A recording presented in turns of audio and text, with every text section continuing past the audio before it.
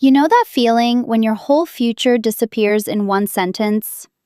I felt it the night my father smiled at me across the dinner table and said my college fund was being used for something more important.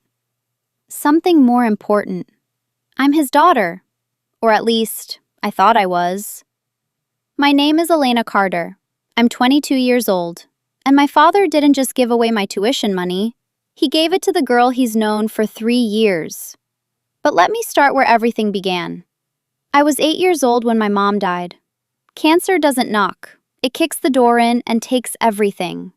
For years after that, it was just me and Dad. He used to braid my hair before school, badly. The parts were crooked. The ponytails leaned sideways, but he tried. He packed my lunches, burned most of the pancakes he made, sat in the front row of every school recital. Even when I told him it was embarrassing, he'd whisper, "You're my whole world, kiddo." And I believed him. When I was 12, he opened a college savings account for me. He showed me the paperwork like it was a trophy. "Your mom would have wanted this," he said. "You're going to be unstoppable." Every birthday, every Christmas, part of his bonus went into that account. He made a big deal about it. Said he wanted me to graduate debt-free. We weren't rich, but we were solid. Until he met Vanessa. Vanessa was polished. Perfect hair, perfect teeth. The kind of woman who never raised her voice but somehow always controlled the room.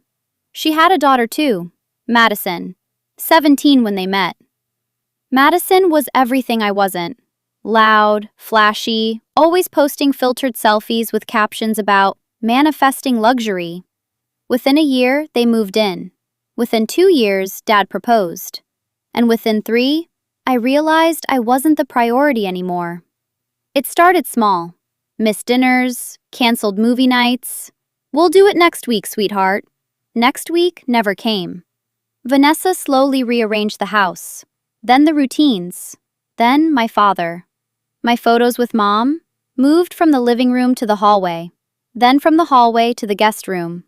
Madison got the bigger bedroom because she needs space for her content setup. I told myself I was being dramatic. I told myself blended families are hard. I told myself love multiplies, it doesn't divide. But then came the acceptance letter.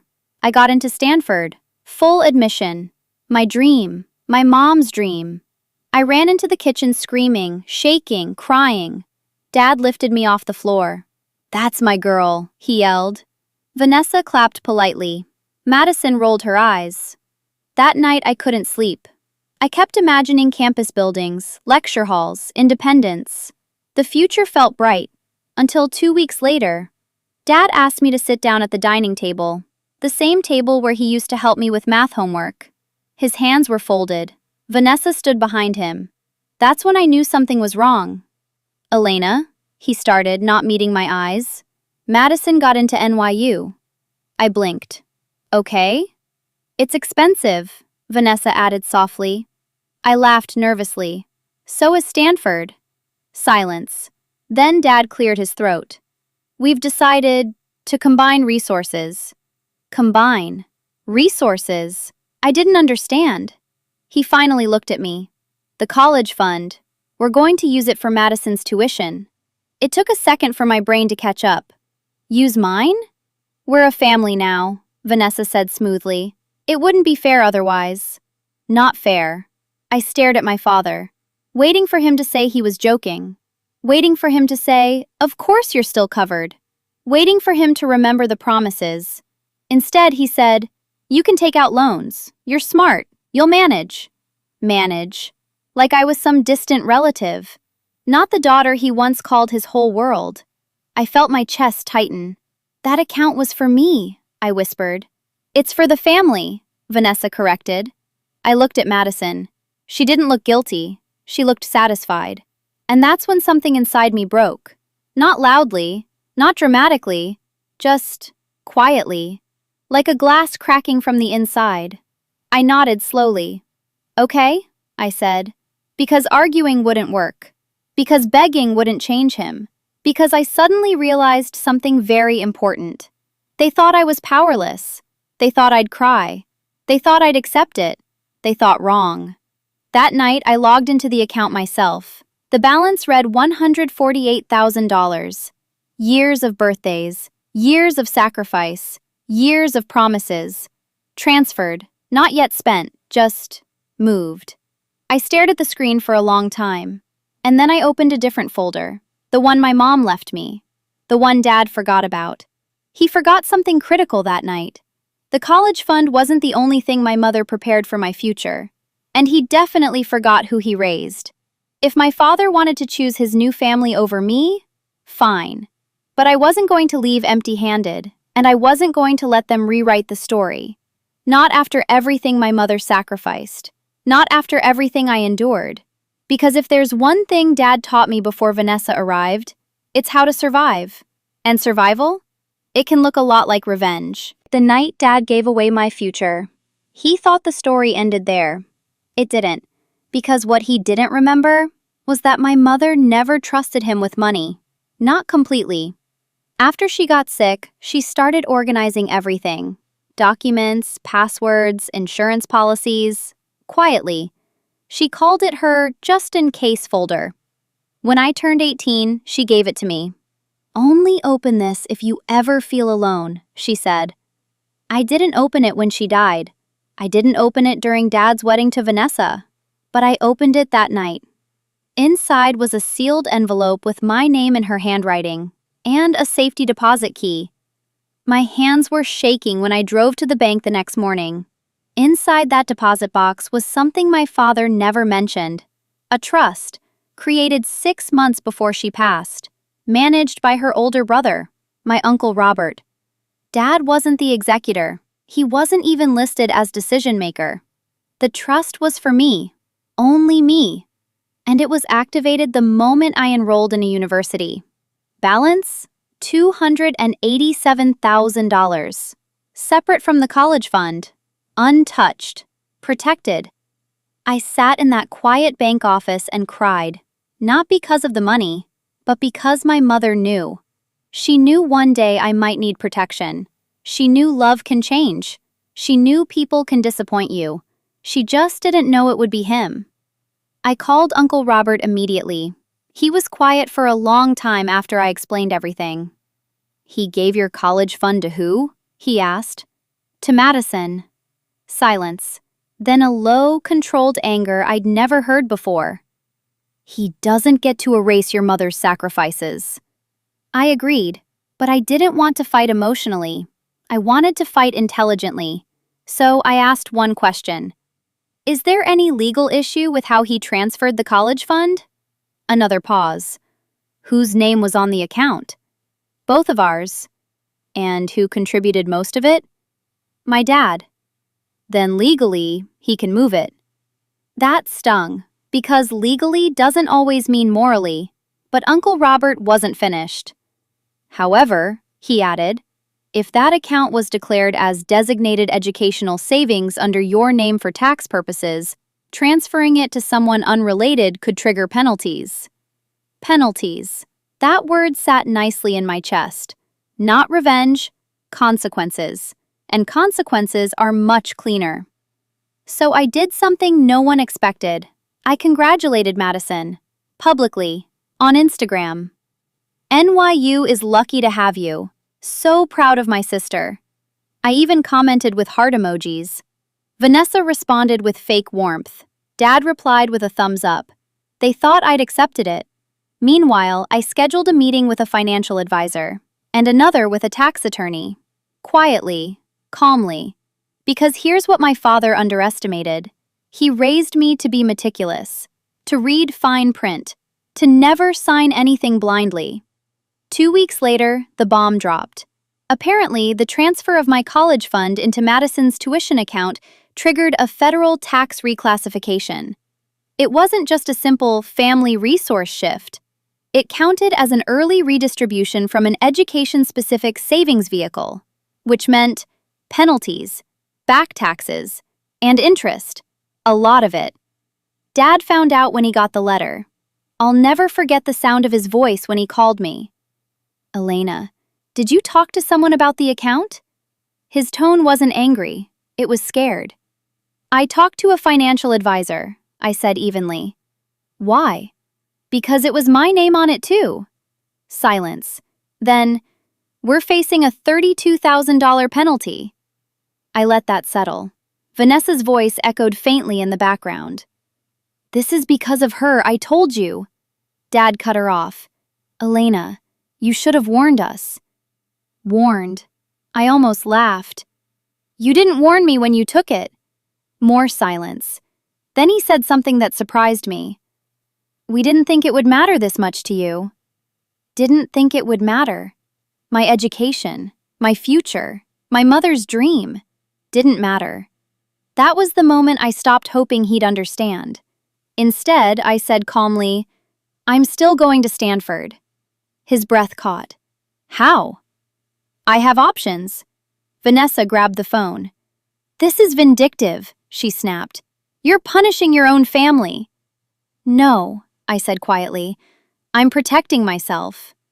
And that's when the dynamic shifted, because suddenly, I wasn't the emotional daughter. I was the unpredictable variable, the one with leverage, the one they underestimated. But here's the twist they didn't see coming. The trust my mother left me? It had a clause. If I graduated with honors, the remaining balance would double through a matched investment held by her business partner. Meaning, if I played this correctly, I wouldn't just recover, I'd surpass. And while they were scrambling to figure out how to cover unexpected penalties, I was planning something bigger. Because revenge isn't always loud. Sometimes it's patient, calculated, moves ahead of all of them. What he didn't do was to think ahead. And now, I was 3 moves ahead of all of them. What he didn't know was that the next letter arriving at our house wouldn't be from the IRS. It would be from a lawyer. And it wouldn't be about money. It would be about something much harder to fix. Reputation. And broken promises have consequences, especially when the wrong daughter gets underestimated. The lawyer's letter didn't go to Dad's office. It went to the house. Certified mail. Signature required. Vanessa signed for it. I know, because she called me within 6 minutes. What did you do? She demanded, her voice tight. I leaned back in my dorm chair. Yes, dorm. Stanford orientation had already begun. I protected my name, I said calmly, because that's what the letter was about. Not money, not the penalty, my name. You see, when Dad transferred the college fund, he also reassigned the public education investment account attached to it, the one listed under Elena Carter Academic Trust. That trust had been referenced in several of his business tax filings. He owns a mid-sized construction firm. Reputation matters. Public credibility matters. And my name had been used in financial documents for years. The lawyer's letter was simple. Remove my name from all redistributed education allocations immediately. Issue written clarification that I was not a beneficiary of the transferred funds, and formally acknowledge that the reassignment was done without my consent. It wasn't dramatic, it wasn't emotional, it was clinical. But legally, it forced a narrative correction, and narratives are powerful. Dad called me that night. Not angry, not yelling, just tired. You're making this bigger than it needs to be. No, I replied softly. You did. Silence. I could hear him breathing. When did you become this cold? He asked. That one almost hurt. Probably the night you told me I could just take out loans. He didn't respond, so I continued. I'm not suing you. I'm not attacking you. I'm separating myself. Another pause. Vanessa thinks you're trying to humiliate us. I almost smiled. I didn't post anything. I didn't tell anyone. If you feel humiliated, maybe ask yourself why. That's the thing about quiet consequences. They echo louder than shouting ever could. A week later, things got messy. Madison posted a vague Instagram story. Some people can't stand seeing others win, followed by a crying selfie. Her friends flooded the comments with sympathy. Vanessa reshared it, and just like that, the narrative started shifting publicly. So I did something they didn't expect. Nothing. I didn't respond. I didn't argue. I didn't defend myself. Because while they were playing social media chess, I was playing something else. Stanford announced its incoming Student Spotlight series. One freshman would be featured in a regional business journal, highlighting academic excellence and future leadership potential. My economics professor nominated me. 2 weeks later, the article went live. Local student Elena Carter enrolls at Stanford with honors scholarship and private academic trust. They mentioned my late mother. They mentioned resilience. They mentioned independent funding. They mentioned that I financed my education without parental support. That last line? I didn't request it, but it was true, and truth has weight. Dad saw it, because 3 hours after publication, he called again. "Elena," he said quietly, "people are asking questions." Of course they were. His business partners read that journal. Community members read that journal. Investors read that journal. They were confused. Hadn't he just celebrated sending his stepdaughter to NYU with family funds? So where did the independent trust come from? Why wasn't he mentioned? Why did the article subtly imply distance? I didn't attack him. I simply existed successfully without him, and that hurt more than any accusation. Then came the final shift. Uncle Robert invited me to a charity gala my mother used to attend every year, a foundation supporting young women in business. Dad and Vanessa were regular donors. They would be there. I thought about declining, but then I remembered something important. For years, Dad told everyone I was his greatest achievement, his proof that he was a good father after losing Mom. He built part of his public image on that narrative. So I went. Black dress, simple, elegant. Confidence isn't loud, it's steady. When I walked into that ballroom, conversations paused. Not because I looked dramatic, but because I looked independent, complete. Dad saw me first. His face went through 3 emotions in 5 seconds: shock, relief, guilt. "Elena," he said, stepping toward me. Vanessa froze beside him. Madison wasn't there. "I didn't know you were coming," he added.